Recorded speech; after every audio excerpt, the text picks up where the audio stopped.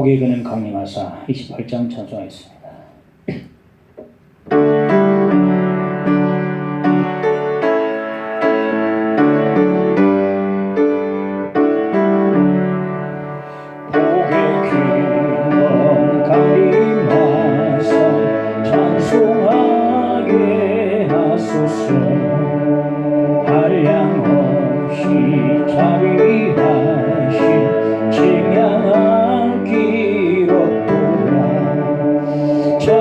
천사들의 찬송가를 내게 가르치소서.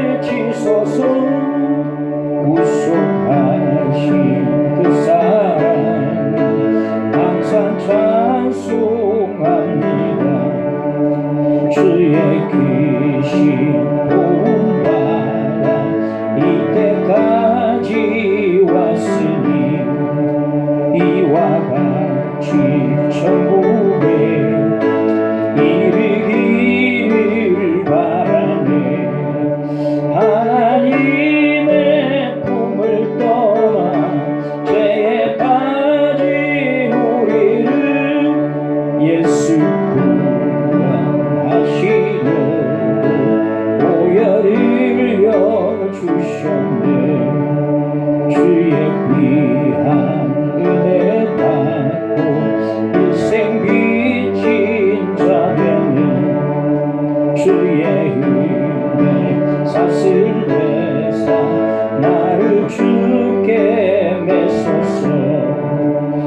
우리 마음을 연약하여 범죄하기 쉬우는 하나님이 받으시고 전국인을 치소서. 아멘.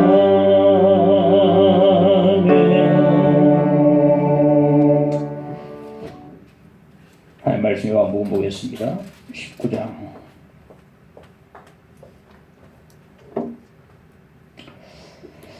23절로 27절까지 읽겠습니다. 군인들이 예수를 십자가에 못 박고 그의 옷을 취하여 네 깃에 나누어 각각 한 깃씩 얻고 속옷도 취하니 이 속옷은 호지 아니하고 위에서부터 통으로 짠 것이다. 군인들이 서로 말하되 이것을 찢지 말고 누가 얻나 제비 뽑자 하니 이는 성경에 그들이 내 옷을 나누고 내 옷을 제비 뽑나이다 한 것을 응하게 하려 함이라. 군인들은 이런 일을 하고 예수의 십자가 곁에는 그 어머니와 이모와 글로바의 아내 마리아와 막달라 마리아가 서는지라.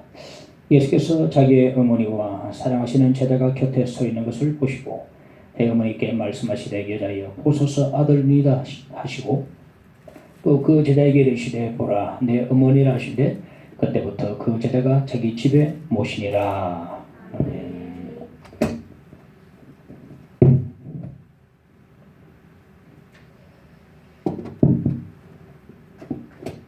과거에 미국 전 대통령 닉슨 대통령 시절에 백악관 특별 보좌관으로 있었던 찰스 콜슨이라는 그분은 참 별명이 성공을 위해서는 아버지를 밟고 갈 정도로 그렇게 성공치향적인 사람이었는데 워터게이트 사건이 터지고 난 뒤에 휘말려서 감옥에 들어가게 됐습니다. 감옥에 들어가서 초청에는 인정하지 못하고 막 울분을 터뜨리고 했는데 그리고 그 처절한 실패의 이 감옥 안에서 그는 예수님을 만나게 됐습니다. 그리고 추로 후에 교도소 선교회를 설립해서 수많은 죄수들을 주님께로 인도하는 그런 사역을 해드렸습니다. 이 찰스 콜슨이 예수님을 만나고 난 뒤에 자꾸만 예수님에 대한 갈급한 마음이 자꾸만 더해갔어요. 그렇게 나는 이제 찰스 콜슨을 보면서 그의 일대기를 읽어보면서 이런 사람도 이런 악독한 사람도 이렇게 변할 수 있는가? 이 주님의 능력이라. 이렇게 처절하게 남을 속이고 도청하고 대통령 닉슨 대통령을 재선시키기 위해서 그렇게 엄청 모든 그 술수를 다 했던 사람이 성공을 위해서는 아버지를 밟고 올라갈 정도. 그 사람이 이렇게 변화되다니 보험에 있는 경 대단하다 싶어요. 이 콜슨이 예수를 만나고 난 뒤에만 너무나 그 은혜가 더 갈급해지는 거예요. 그런데 예수를 만나고 난 뒤에, 믿고 난 뒤에 한 가지 그가 궁금한 점이 뭔가 하면 하나님을 사랑한다는 것이 도대체 무엇인가? 과연 하나님을 사랑한다는 것이 무엇인가? 참 궁금했습니다. 그래서 믿고 있는 사람들에게 물어봤습니다. 많은 사람에게. 하나님을 사랑한다는 것이 무엇입니까?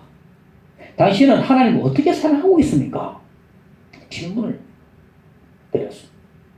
어떤 사람은 마음을 다하고 뜻을 다 목숨 다하고 이러면서 머물거렸어요. 또 어떤 사람은 자기의 성경 읽기표를 다 보여주면서 또 자기의 기도 생활을 해서 설명을 하기 시작했습니다. 기도는 이렇게 하고 이렇게 하고. 많은 사람들이 11조를 해야 이렇게 나와요. 그런데 콜슨이 질문을 던져왔는데 깨달은 게 뭐냐면은 대부분의 그리스도인들이 하나님을 사랑한다는 것에 대해서 모르고 있다는 그런 결론을 내렸습니다. 자기가 원하는 답이 안 온 거죠. 하나님을 사랑하는 것에 대해서 모르고 신앙생활을 하고 있다는 것을 결론을 내렸다. 우리가 말씀드리면서 하나님을 사랑한다는 것은 무엇인가 우리 앞에 생각해 보도록 하겠습니다. 자, 십자가 아래서 그 당시에 십자가 처형이 확정된 죄수 옆에는 로마 군인 4명이 함조가 돼가지고 딱 따라 붙었어요. 이 4명의 로마 군인들이 형제까지 끌고 가서 가장 먼저 하는 일이 뭐냐면은 죄수의 옷을 먼저 벗겼습니다. 죄수의 옷을 벗기고 형틀의 못을 받고 이제 형을 집행을 했습니다. 로마 군인들이 예수님을 골고다까지 끌고 가서 예수 옷을 벗겼습니다. 그리고 예수님을 형틀에 못 받고 이제 형을 집행했는데, 그리고 난 뒤에 그들이 이제 예수 옷을 나누기 시작했습니다. 옷을 벗긴 그 수치는 예수님의 몫이고 예수님의 옷은 로마 군인들의 몫이었습니다. 예수께서 우리로 하여금 흰 세마포 옷을 입게 하시기 위해서 그는 친히 벌거벗기는 수치를 당하신 것입니다. 당시 유대 남자들의 복장은 5가지로 갖추어 있었습니다. 하나는 머리에 터번과 또 겉옷과 겉옷을 졸라매는 허리띠와 신발과 또 하나는 통으로 짠 속옷이 있었는데,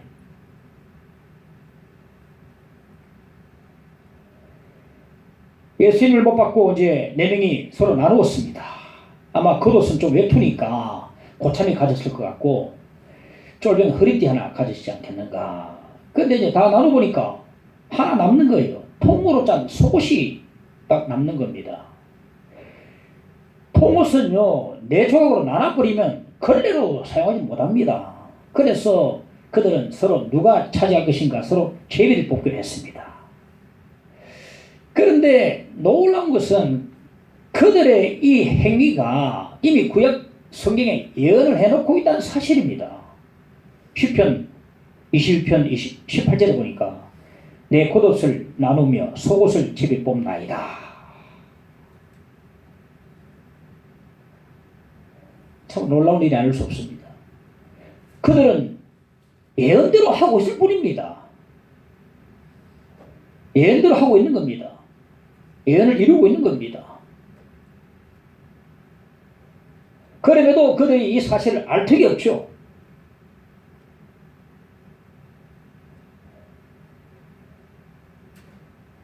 나사렛 예수 유대인의 왕이라는 죄표를 십자가 위에, 예수 십자가 위에 목소리를 못질하면서도, 그 글을 읽으면서도 못질하면서도 예수가 누구신지, 왜 죽으셨는지에 대해서 그들은 아무런 관심도 없었습니다. 나사렛 예수 유대인 왕이란 이 죄표의 못을 박으면서도 예수가 누구신지, 왜 죽으셨는지 관심이 없었습니다.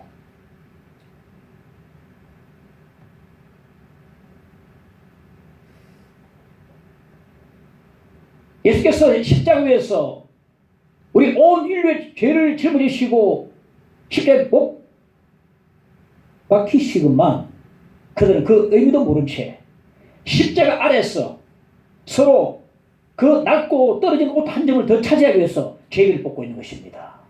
십자가 아래서. 예수님께서 십자가 위에서 내다보시니까 참 측은한 마음이 드셨습니다. 그래서 이렇게 기도했습니다. 아버지여, 저들을 사하여 주옵소서. 저들이 하는 일을 알지 못함이다. 그렇게 기도를 하신 것을 볼 수가 있습니다. 로마 군인들이 우리일지도 모릅니다. 저는 한동안 로마 군인처럼 저는 살았습니다. 이 로마 군인들이 예수님의 죄패, 나사렛 예수 유대인의 왕이라는 죄패를, 예수님의 그 죄패를 못질하면서도 예수가 누구신지 모르던 것처럼 매주일 교회 나와서 설교 말씀 들어도 예수가 누구신지 왜 죽으셨는지에 대해서는 관심이 없었어요. 저는 밥만 먹고 가지요. 관심이 없었어요. 그거 왜 죽으셨는지 아무리 설교 말씀 들어도 십자가 아래서 너무나 무지했습니다. 말씀을 들어도 예수가 누구신지 왜 죽으셨는지 그가 누군지 관심이 없었어요. 그래서 영적으로 방황하기 시작했습니다. 여러분, 저는 딱 보입니다. 저 사람은 괜찮을 거야. 저 사람은 앞으로 위험해. 그런 사람은 떨어져 나갑니다. 방황합니다. 그 사람. 딱 자세히 보면 저 사람은 고난 있어서 떨어져 나갈 사람이야. 저 사람은 약간만 힘들면 지금 나갈 준비하고 있는 사람이야. 왜냐면 깨달음이 없으면요, 예수가 누구신지 모르고 그 구속의 사실을 모르고 있다면은 매주일 나와서 예배 드리고 설교 듣는다 할지라도 언젠가는 떨어져 나갈 사람, 도망칠 사람이란 거죠. 로마 군인들이 우릴지도 모릅니다. 매주일 십자가 아래서 밥만 먹고 가지 않습니까? 요즘 우리 밥도 안 먹지만은 말이죠. 십자가 아래서 예수가 누구신지는 전혀 관심도 없고 단지 낡고 떨어진 그 속옷 하나 더 차지하기 위해서 욕심을 부리고 있는지도 모릅니다. 내 성공과 내 어떤 이 물욕 이걸 채우기 위해서 혈안이 돼가지고 있을지 모릅니다.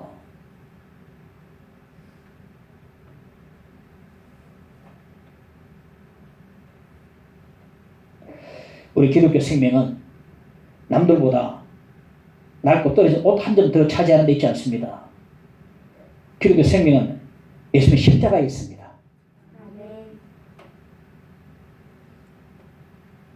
그래서 우리가 십자가 아래서 또는 삶 속에서 문득문득 주님 십자가를 한번 쳐다보시기 바랍니다.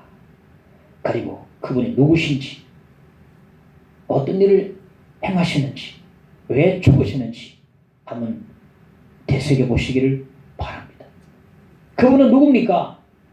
로마 군인들이 자기 옷을 차지하기 위해서 제비를 뽑는 것까지도 다 이루신, 예언하신, 다 성취하신 하나님의 아들 메시아이심을 믿으시기 바랍니다.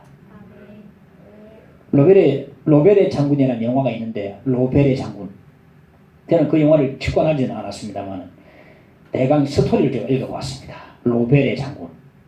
이 영화는 2차 대전 말기 때에 독일군이 온 세계를 다 점령했을 때 당시를 배경으로 하고 있는데, 그 영화 가운데 이런 내용이 있습니다.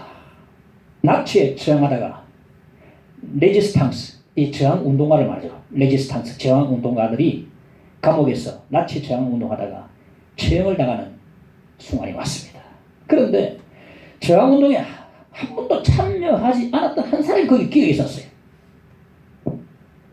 그 사람이 이들과 같이 자기가 처형당하는 것은 억울하다면서 크게 항변했습니다. 나는 전혀 아무 일도 하지 않았다. 나는 저항운동을 하지 않았다. 난 단지 내 먹을 것을 위해서 다니면서 장사를 한 것밖에 없다. 나는 저항운동에 관심도 없다. 근데 왜 나를 저들과 함께 처형하는가? 옆에 있던 레지스탕스 한 사람이 이렇게 이야기했습니다. 당신은 죽어마땅하다. 조국을 위해서 수많은 사람들이 피 흘리며 싸우고 죽어가는 이때에 당신은 자기 이익을 위해서 장사를 한 그 일 때문에 그것이 바로 큰 잘못이다. 그게 바로 죽을 일이다 그랬어요.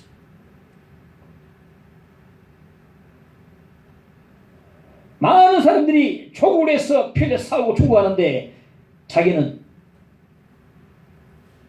자기 이익을 추구했던 그 사실, 조국을 위해서 아무 일도 하지 않고 자기 이익만을 추구했던 그 사실, 그것이 바로 그 죽을 큰 죄라는 것입니다. 로마 군인들이 온 인류의 구원을 이루기 위해서 십자가에 매달려 계신 주님, 그 십자가 아래서 그 낡고 떨어진 그 헌옷 한 점을 더 찾기 위해서 막 제비 없는 바로 그 사람 똑같은 것입니다. 오늘날도 이와 같은 사람도 많이 있습니다. 구원은 난 잘 모르겠고, 교회가 어떻게 돌아가는지 잘 모르겠고, 봉사도, 순종도, 섬김도, 사명도 나는 관심 없고, 단지 내게 축복해 주세요 라고 기도하며 자기 욕심을 채우기를 원하는 사람들이 바로 이와 같은 사람들이에요. 이들은요, 다 나 모르겠고 내만 복받으면 그만이라고 생각하는 사람들입니다. 이들이 바로 십자가 아래서 옷 한 점 더 얻기 위해서 제비 뽑는 사람들이요, 이들이 바로 로마 군인들입니다. 내 욕심을 채우고 주님이 뭐 어떻게 하든 말든, 사명 주시든 말든, 교회가 어떻게 돌아가든 말든 난 다 관심이 없어.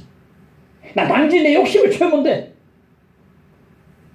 기복적인 기도, 내게 복을 주시옵소서, 복을 주시옵소서. 옷 한 점 더 차지하기 위해서 욕심을 부리고 아무 관심 없는 사람, 이 사람들이 오늘날에 로마 군인들이라고 말할 수가 있을 것입니다.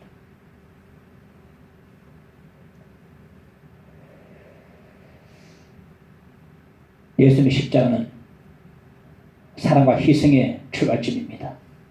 요한 1서 4장 19절에 보면 우리가 사랑하면 그가 먼저 우리를 사랑하셨습니다. 예수님의 십자가 아래서 사랑과 희생이 이제 시작이 되는 것입니다. 예수님의 십자가 아래서 그리스도께서 위해서 죽으신 형제들을 사랑해야 하는 것입니다. 고린도서 8장 11절에 그리스도께서 죽으신 형제들을 뜨겁게 사랑해야 합니다. 그리스도의 십자가는 사랑과 희생입니다. 그 십자가 아래서 내 욕심을 채우려 하지 말고 그리스도께서 위해서 죽으신 형제를 뜨겁게 마음을 다해서 사랑해야 하는 것입니다.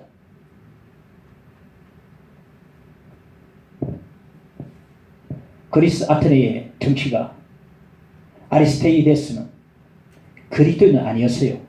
그런데 하디안 황제 앞에서 그리스도인들을 열렬하게 표현하고 옹호했습니다. 저들은 서로 사랑합니다. 과부를 존중하고 고아를 건져냅니다. 저들은 뭔가 다른 사람들입니다. 저들은 사랑이 있습니다. 믿지 않는 사람이 그렇게 황제에게 이렇게 옹호를 하는 겁니다. 저들은 사랑이 있습니다.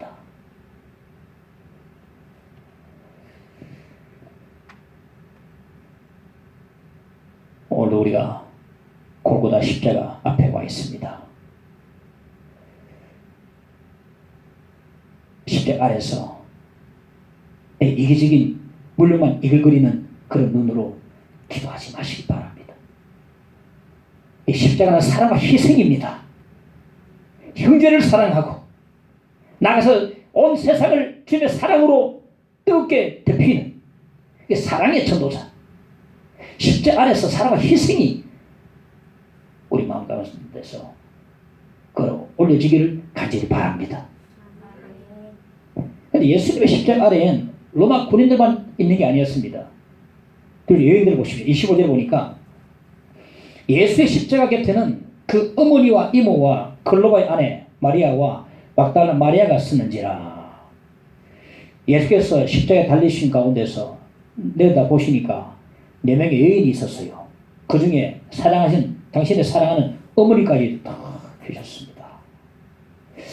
예수님 부모가 아기 예수를 데리고 성전에 올라갔습니다. 모세의 법에 보면 남자아이를 낳으면 33일이 지난 뒤에 성전에 아기를 데리고 올라가서 정결 예식을 행하라고 말해놓고 있거든요. 33일 지난 뒤에. 그때 어린 양을 예물로 드려야 되는데 가난한 사람은 비둘기로 대신할 수 있었습니다. 이 예수님 부모가 비둘기를 바친 걸 보아서 그들의 삶이 넉넉하지 않았던 것을 알 수가 있습니다. 이제 아기 예수를 내리고 성전에 올라가는데 메시아를 간절히 기다리던 시몬이라는 사람을 만났어요.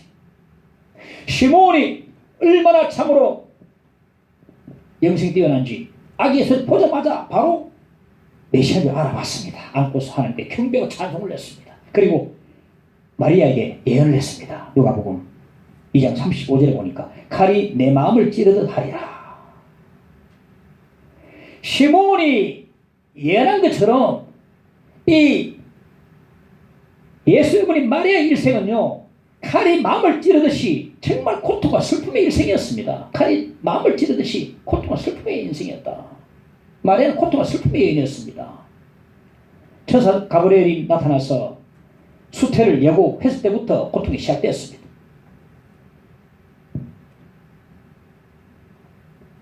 주님을 잉태한 사실이 장래에는 영광이 되겠지만 현실적으로는 고통이었어요.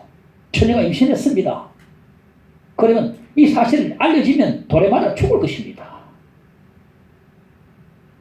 사관에 방이 없어서 태어난 아기를 말구에 누였을 때에 어머니가 고통스러웠습니다. 헤롯이 태어난 아기를 죽이려고 아기를 찾을 때에 한밤중에 도망가서 저 애국 땅에 낯설고 무서운 그 이방 땅에서 여러 해를 지내면서 그것도 고통이었습니다. 아들이 12살 때에 아들 잃어버렸어요. 너무나 당황했고 찾는다고 고통스러웠습니다. 자기 아들이 죄수로 끌려가면서 온갖 모욕을 다 당하고 그리고 매를 맞는 것을 지켜보는 어머니 마음은 정말 고통스러웠습니다. 자기 아들이 십자가에 매달린 채 나의 하나님 어째 나를 버리셨나이까라고 울부짖으면서 처참하게 죽어가는 모습을 곁에서 지켜보는 어머니의 마음은 찢어질 듯한 그런 아픔이 있었습니다. 칼이 내 마음을 찌르다 하리라. 마리아의 일생은 고통스러운 인생이었습니다. 한 천사가 어느 날 지상에 내려와서 지상에서 가장 아름다운 세 가지를 바구니에 담으려고 찾아다녔습니다. 첫 번째로 예쁜 꽃을 바구니에 담았습니다. 그 다음에 예쁘게 우는 어린아이의 웃음을 다 바구니에 담았습니다. 마지막으로 어머니의 사랑을 다 담았습니다. 그리고 바구니에 담고서 조금 시간 지나고 흐른 뒤에 하늘로 올라갔더니 꽃은 이미 시들어서 흉물스럽게 변해버렸고 어린아이도 어느덧 자라서 그 웃음도 사라져버렸고 지상에서나 하늘에서나 영원히 변하지 않는 것이 어머니의 사랑이다. 어머니의 사랑이 곧 하늘의 사랑을 꼭 닮았습니다. 그 사랑 때문에 그 사랑으로 마리아가 십자가까지 온 것입니다. 그 어머니의 사랑 때문에 십자가까지 왔다는 것입니다. 그 당시에 십자가 체험당하는 죄수를 동정하면서 눈물 흘리면 위험한 일이었어요. 사랑은 두려움을 이깁니다. 로마 가톨릭의 교리 가운데 마리아 숭배 교리는 정말 이것보다 더 비성경적인 교리도 없다고 하겠습니다. 여러 가지 가톨릭 문제가 있습니다만은 마리아 숭배 교리, 마리아를 하나님으로 예배하는 교리는 참 너무나 비성경적이다. 마리아가 하나님의 어머니로서 마리아에게 기도하고 마리아에게 예배합니다.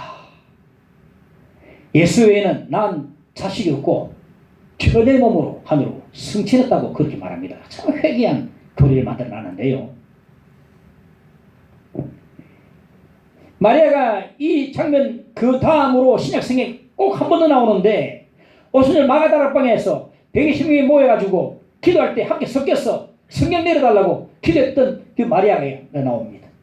그 다음에는 이제는 하나의 기독교 전설이죠.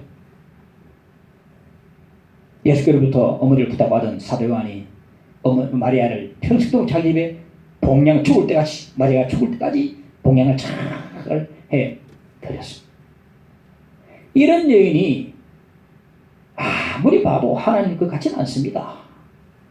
같이 배심에 서게가지고 그 하나님 죽을 때까지 봉양을 받고 하나님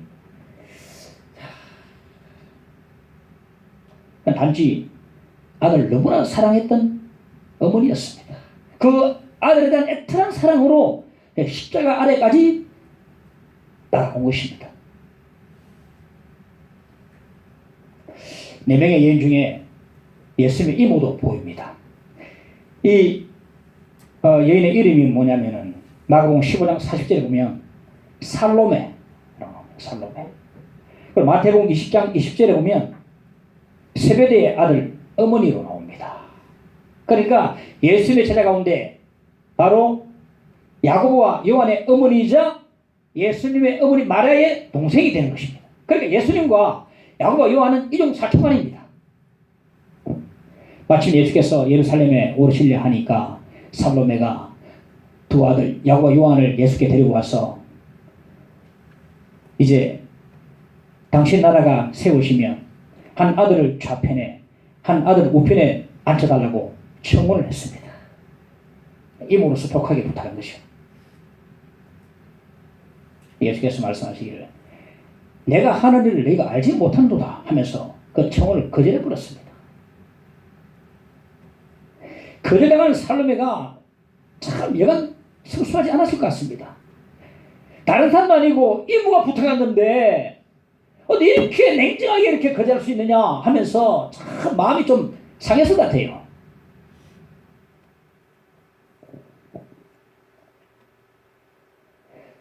베다니에 예수님이 각별히 사랑하셨던 3남매 가정이 있었습니다.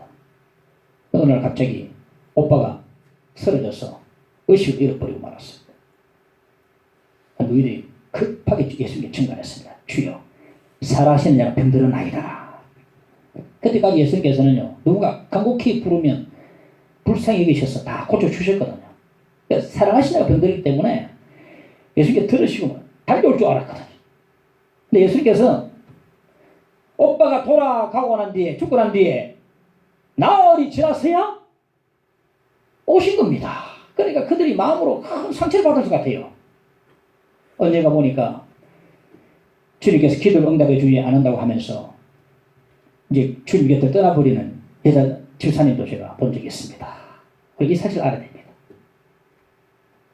주님에 대한 우리의 사랑은 언제나 변할 수 있지만은 우리를 대한 주님의 사랑은 언제나 변함이 없다는 사실을 여러분 기억하시기 바랍니다. 주님의 거절은요 분명히 뜻이 있습니다. 뜻이 있어요. 영광을 나타내기 위한 것입니다. 주님의 거절은 뜻이 있습니다.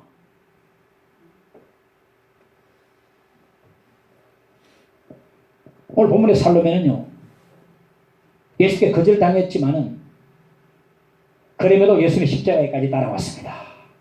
예수님께서 십자가 위에서 안을 다 내려보니까 이모도 와 있어요. 이모도 와 있습니다. 이 살로메가 조카로서가 아니라 메시아로서의 주님을 따라서 십자가까지 온 것입니다. 예수님의 거절이 당시에는 못내 섭섭했지만은 예수님의 거절을 믿음으로 받아들이고 예수님의 십자가까지 살로메가 따라온 것입니다. 예수 내 주여 섭섭하여 울 때에 눈물 씻어주시고 나를 위로하소서. 예수 내 주여 지금 내게 오셔서 떠나가지 마시고 길이 함께 하소서. 섭섭하여 울 때에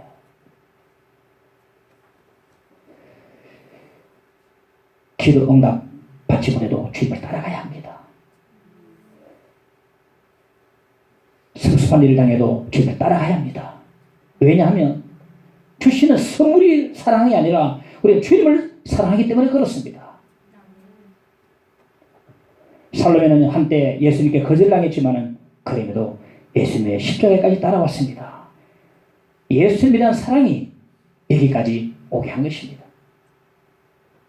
세 번째에는 클로바의 아내 마리아라고 나오는데 글로바는 마리아는 성경에 기록이 거의 없습니다. 단지 누가복음 24장에 보면 예수님이 십자가에 죽으신 걸 보고 두 제자가 엠마오로 내려가는데 그 내려간 두 제자 가운데 한 명의 이름이 글로바입니다.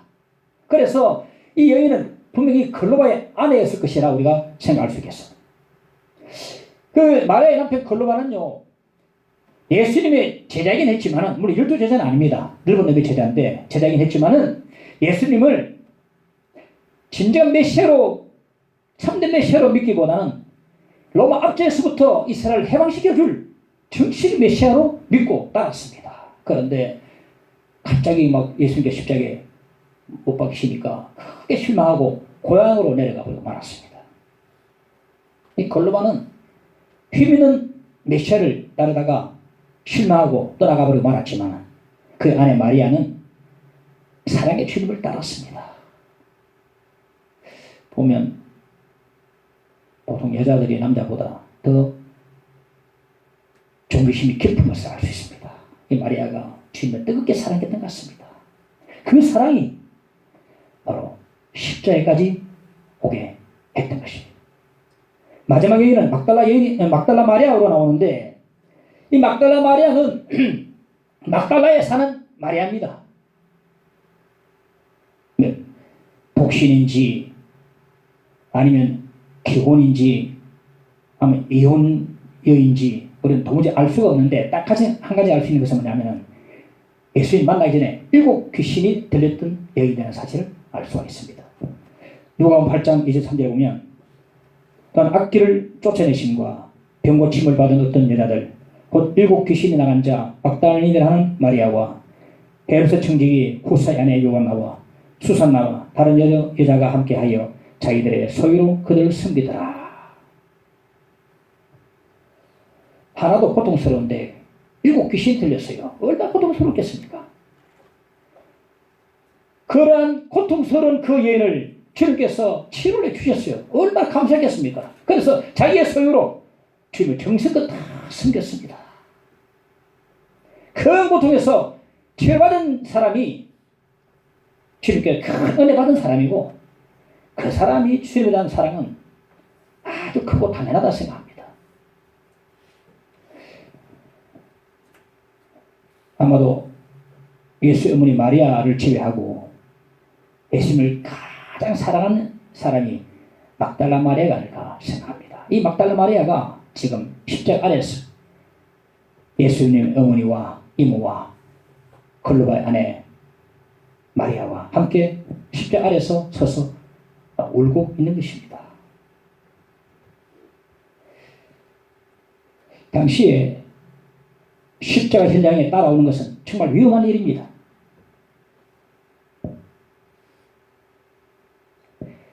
십자가 체형을 당하는 자들 현장까지 따라오는 일은 굉장한 사랑의 고백입니다. 로마 압제 하에서 그 십자가의 체형수를 따라오는 일은요, 함께 죽음을 각오하는 일이고 그에 대한 대단한 헌신이라고 말할 수 있습니다. 이 4명의 여인이 주님의 십자가 아래 따라온 것 이 자체만 알아도 주님의 십자가 고난에 동참한 것이라고 말할 수가 있을 것입니다. 저는 가만히 묵상해 보면서 여전도회가 참 여전도회 같아요. 여전도회가 깊이 헌신되었으면 얼마나 좋겠나 싶습니다.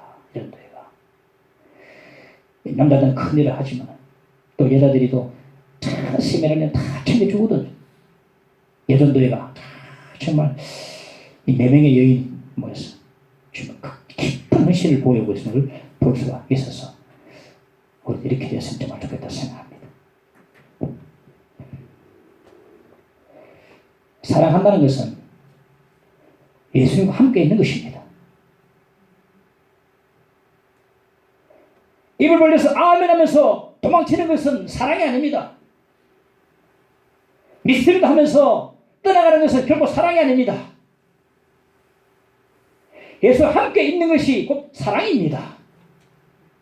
사랑은 두려움을 이깁니다. 어떠한 두려움에도 예수의 십자가 고난에까지 따라오는 것이 곧 사랑이에요.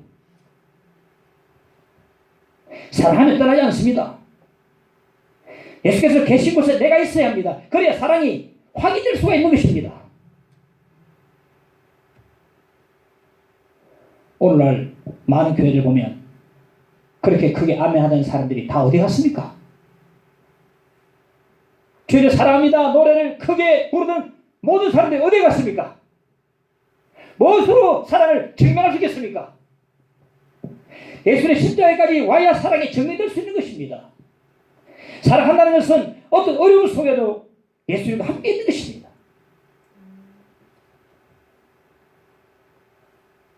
사랑한다는 것은 어떤 어려움 속에도 이 코로나 속에서도 예수와 함께 있는 것이 곧 사랑입니다. 무엇으로 증명할 수 있겠습니까? 입으로 사랑한다 할렐루야 하면서 떠나가 버리면 무엇을 사랑으로 확인될 수 있겠습니까? 과연 그것이 사랑하는 사람입니까? 사랑한다는 것은 함께 있는 것입니다. 할렐루야. 남녀가 함께 복음의 풀무지 조선 땅에 와서 복음을 선교를 하게 위해서 왔던 로제타 여자 선교사는 남편을 조선 땅에 풍토병으로 먼저 보내고 무덤에 그 남편 무덤에 어린 딸까지 사랑한 딸까지 풍토병으로 눈물로 묻고서도 이 조선 땅을 떠나지 않고 주님 부르시는 그날까지 84세 나이가 될 때까지 열심으로 평생에 주를 위해서 헌신하다가 주님 곁으로 갔습니다. 그렇습니다. 사랑한다는 것은 어디든지 주님을 따르는 것입니다. 사랑한다는 것은 주님의 고난의 십자가까지 따라가는 것입니다. 뭘 증명할 수 있겠습니까? 사랑합니까? 예. 뭘 사랑합니까? 사랑한다는 것은 함께 있어야 되는 거예요. 지금 이 자리에 십자가 앞에 이 자리에 와 있어야 되는 것입니다. 그래 그 사실로 증명이 될 수 있는 것입니다.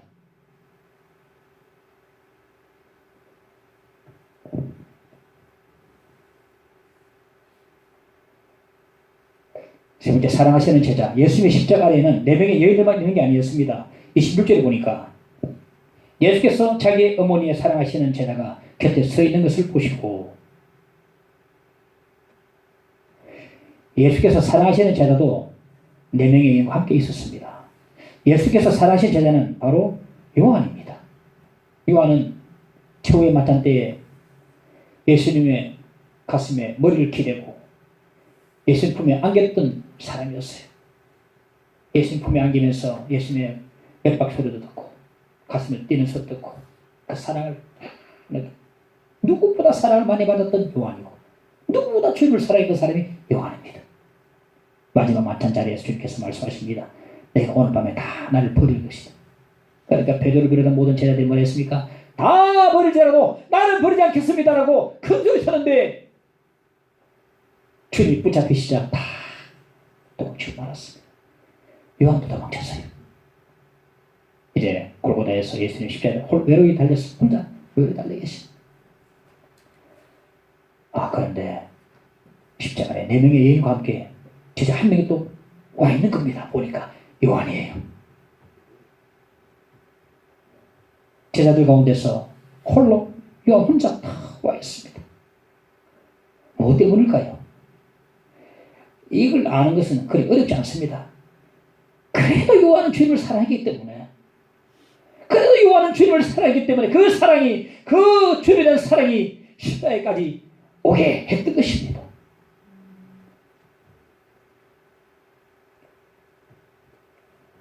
우리는 한순간도 주님을 떠난 적이 없습니까? 한순간에도 주님을 버린 적이 없습니까? 도망친 적이 없습니까? 저는 있습니다.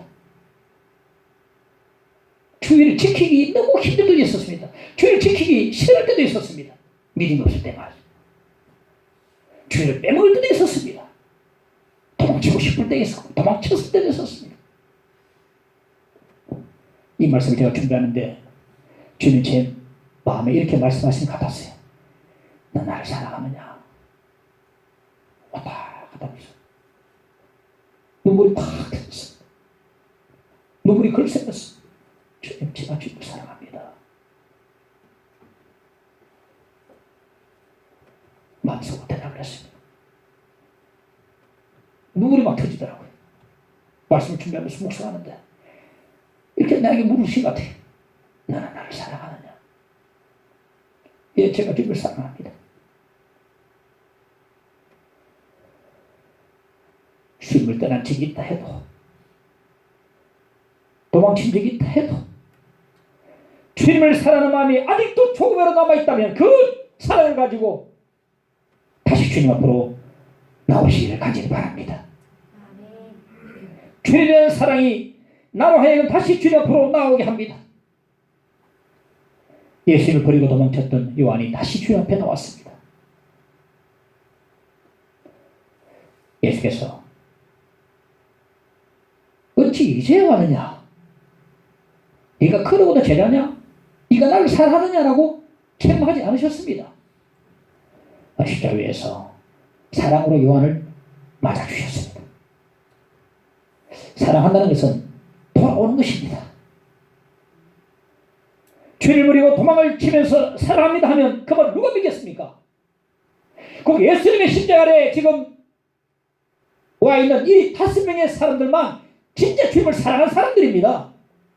도망치면서 사랑합니다 하면 누가 믿겠어요? 그 말을. 이 5명의 사람만 진짜로 예수님을 사랑하는 사람들이라고 말할 수 있을 것입니다. 사랑 함께 하는 것입니다. 예수께서 있는 곳에 나도 있는 것입니다. 오늘 말씀에 보면 주목해야 할 말씀이 25절에 보니까 예수의 십자가 곁에는 나오고 26절에 보니까 예수께서 자기의 어머니와 사랑하시는 자녀가 곁에 서 있는 것을 보시고, 곁에라는 말씀이 저는 다 꽂혔어요. 곁에. 예수님 곁에, 예수의 십자가 곁에 우리가 돌아오긴 돌아오되 예수님 곁으로, 여러분 십자가 곁으로 돌아와야 한다는 사실입니다. 주님 곁을 떠났던 요한이 다 주님 곁으로 돌아왔습니다. 십자가에 서 있습니다.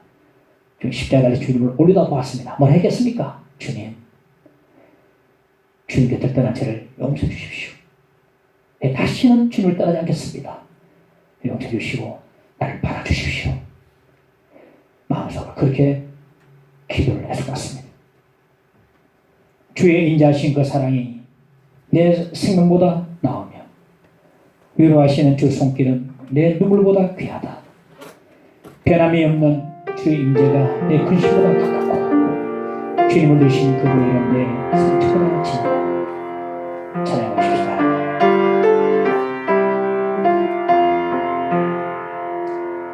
주의 인자하신 그 사랑이 내 생명보다 나으며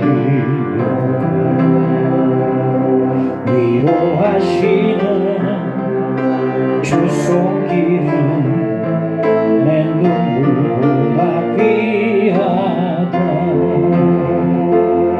변함이 없는 주 임재가 내 근심보다 가깝고 주님 흘리신 그 보혈은 내 상처보다 진하다. 결국 내 주님과 함께 사는 것 나의 영원한 소원. 주의 아름다움 안에 사는 것 나의 영원한. 다시 찬양합시다. 주의 인자하신 그 사랑이, 주의 인자하신 그 사랑이 내 생명보다 나으며 위로하시는 주 손길은 내 눈물보다 귀한. 변함이 없는 주 임재가 내 근심보다 가깝고 주님 흘리신 그 보혈은 내 상처보다 진하다. 결국 내 주님과 함께 사는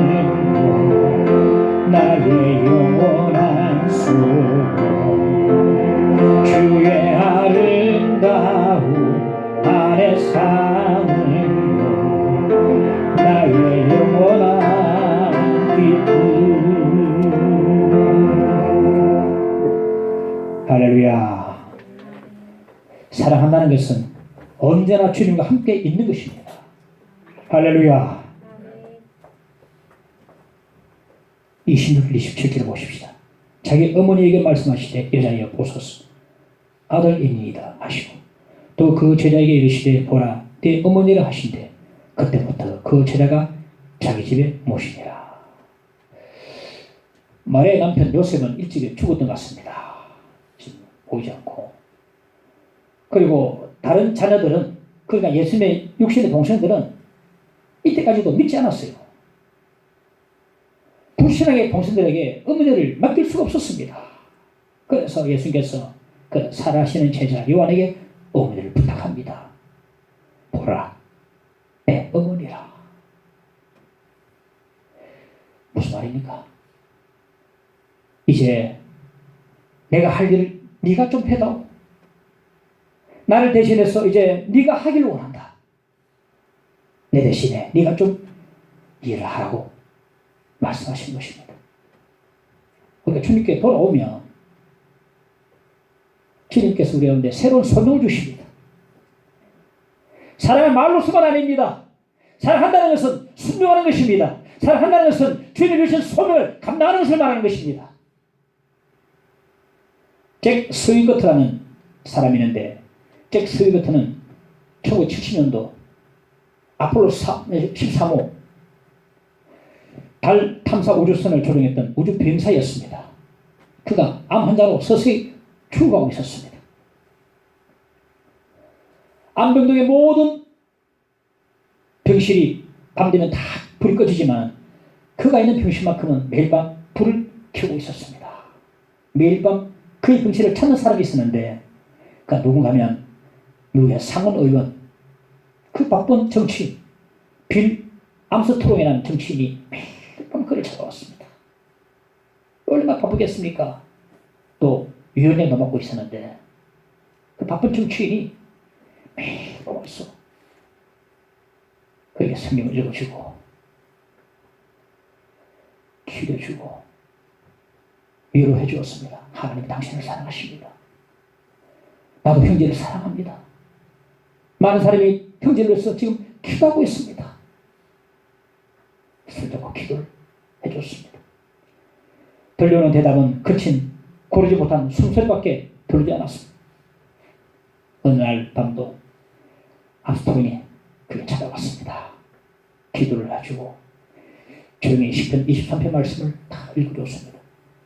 요한은 목자시니 내게 부족함이 없으리라. 그날을 푸른 풀밭으로 인도하시고 쉴만한 물가 인도하시도다. 사망의 엄침한 골대로 다닐지라도 해를 두려워하지 않을 것은 주께서 나와 함께 하시며 주의 지팡이와 막대기가 나를 안위하시나이다. 이 말씀을 저는 묵상하면 너무 좋아요. 우리가 이 땅을 떠날 때에 붙잡아야 될 말씀이 바로 이 말씀입니다. 엄청난 사망의 골대로 다닐지라도 해를 두려워하지 않을 것은 주께서 나와 함께 하시리라. 이 말씀을 꽉 붙들어야 돼요. 이 땅을 떠날 때에 사망의 엄청난 골대로 다닐지라도 해를 두려워하지 않을 것은 주께서 나와 함께 하시리라. 이 말씀 꽉 붙들어야 됩니다. 그 이 땅에 살 때 어려움을 당할 때에 죽음의 골짜기 같은 것을 지날 때마다 이 말씀 암송해야 됩니다. 난 이 말씀 너무 좋아요.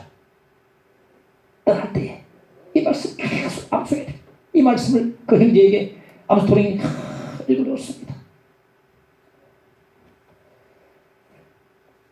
이 말씀을 읽은 도중에 잭 스위거트가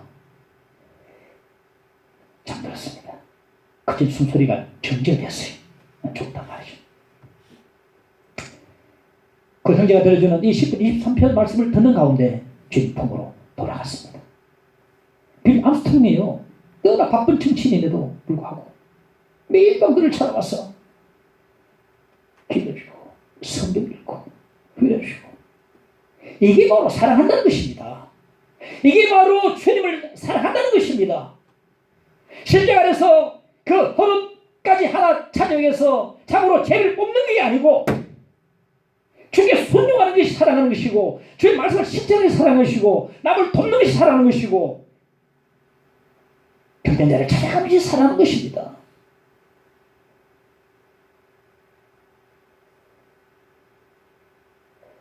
제 주변에 여러분들 보면 이 어려운 때도 병원에 찾아가서 손잡고 기도해 준 사람이 있어요. 내 일이 아닌데.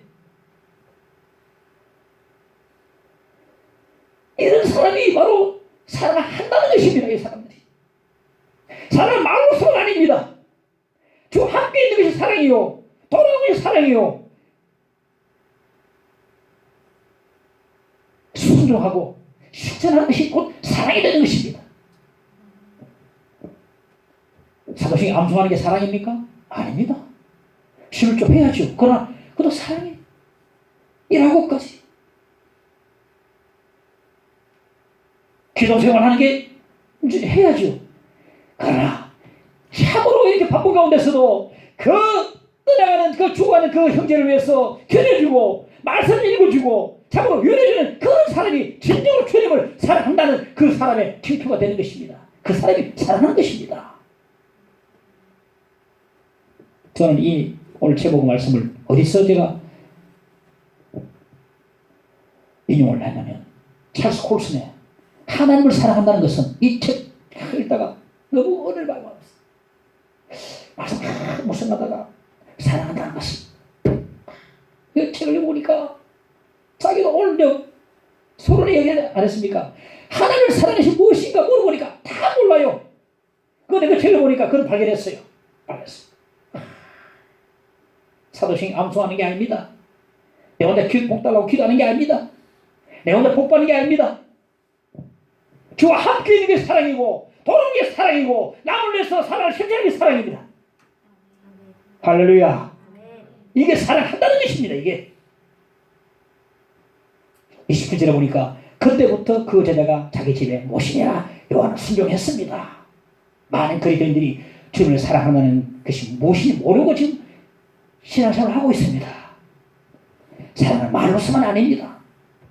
사랑한다는 것은 순종하는 것이요, 사랑한다는 것은 주님이 주신 새로운 사명을 감당하는 것이요, 순종과 실천하는 것, 이것이 바로 사랑한다는 진정한 의미가 되는 것입니다. 내 혼자 복 받고 우리 가정 복 받고 이게 사랑이 아닙니다. 십자가 안에서 아닙니다. 옷 한 점 차지하려고 재미 뽑는 것 이거 그만두고 우리 앞에 할 일이 너무 많은 것 같아요. 널려 있습니다.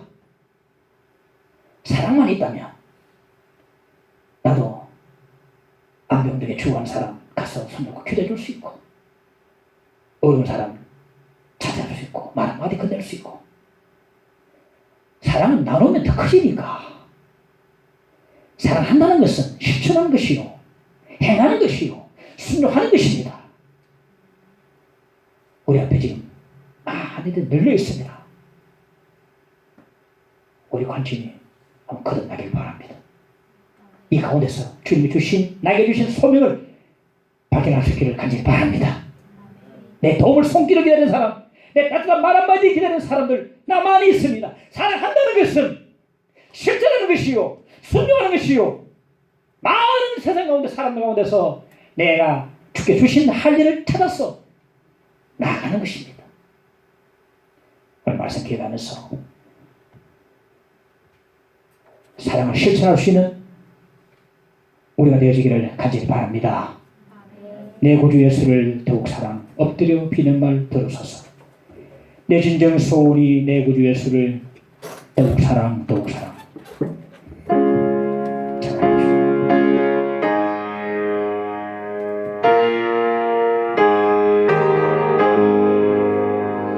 내 구주 예수를 더욱 사랑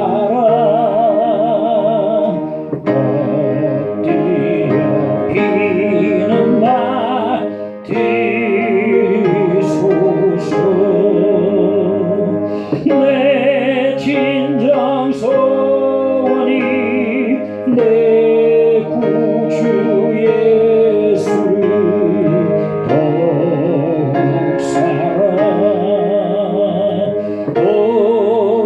사랑 이전엔 세상 나 기뻤어도 지금 내 기쁨은 오직 예수. 다만 내 비는마 내 구주 예수 더욱 사랑 더욱 이 세상 떠날 때 찬양하고 이 세상 떠날 때 찬양하고 숨질 때 이것일세 이것일세.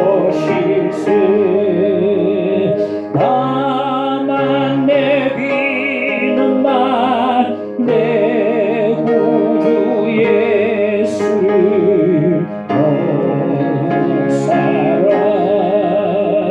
다시 한번 이 세상 떠날 때 찬양하고 이 세상 떠날 때 찬양하. 숨을 때 하는 말 이것일세. 숨질 때 하는 말 이것일세. 다만 내 비는만 내 구주 예수를 더욱 사랑 더욱 사랑. 오늘 주시 말씀 기억하면서 주여 한 부르고 함께 기도하십시다. 주여 아버지 사랑하는 자들에게 오소서. 주여 사랑하는 것은 주여 주와 함께 있는 것이요 주께 돌아오는 것이요 주의 순종하는 것이요 믿습니다. 주여 사랑하는 자들에게 오소서. 하나님의 실천하는 자들에게 오소서. 주여 충만 주관하고 십자가 안에서 십자가 안에서 형제를 사랑해 도와주옵소서. 주여 주님의 사랑을 부어주옵소서. 응하여 주옵소서. 주여 사랑이 우리의 사랑을 주옵소서. 주여 그리스도께서 위해서 죽으신 형제들을 사랑해 하옵소서. 도와주시옵소서. 도와주옵소서. 주여 도와주옵소서. 도와주시옵소서. 도와주시옵소서. 알겠습니다. 예수님을 믿사옵고 기도하나이다.